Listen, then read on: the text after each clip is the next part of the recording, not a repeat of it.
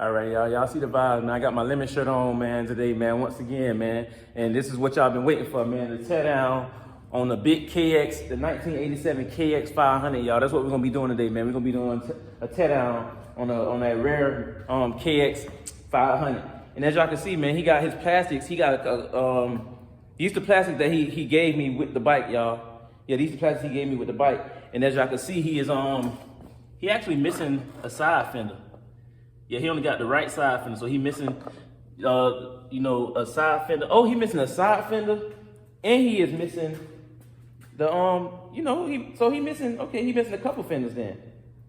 Yeah, he missing a couple fenders, y'all. He missing the back fender, the side fender, and the front fender. Yeah, so he's missing the front fender too.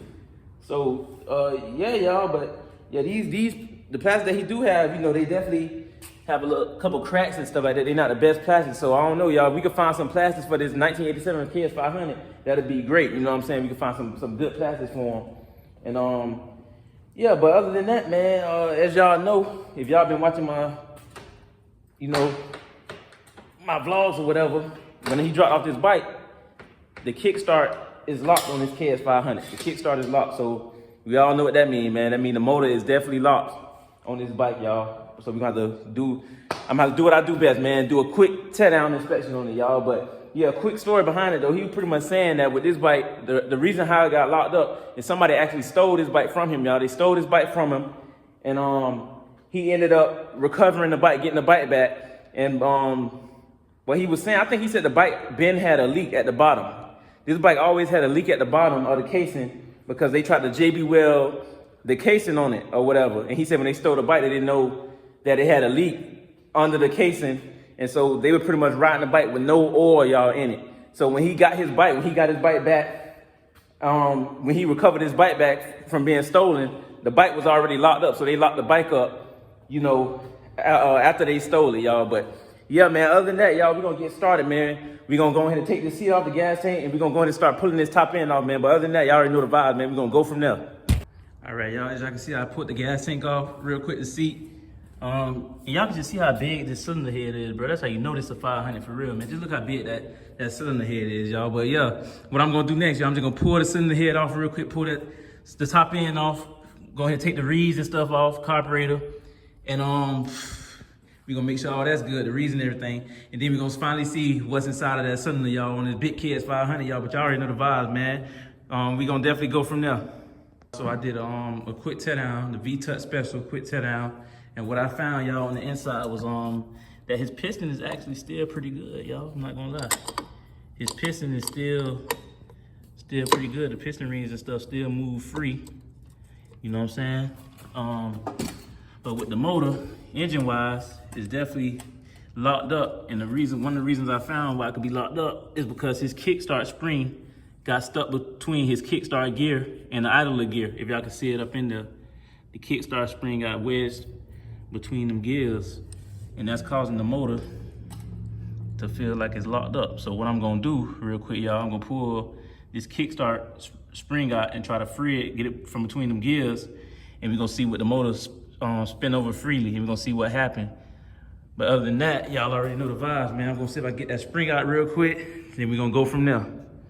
Went ahead and pulled the kickstart spring out, got it finally freed from between them. And what happened, y'all, what I found out what happened is the kickstart spring is supposed to go inside, where's that hole at?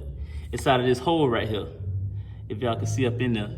The kickstart spring is supposed to go inside that hole, inside this hole. But what happened was, it pretty much cracked.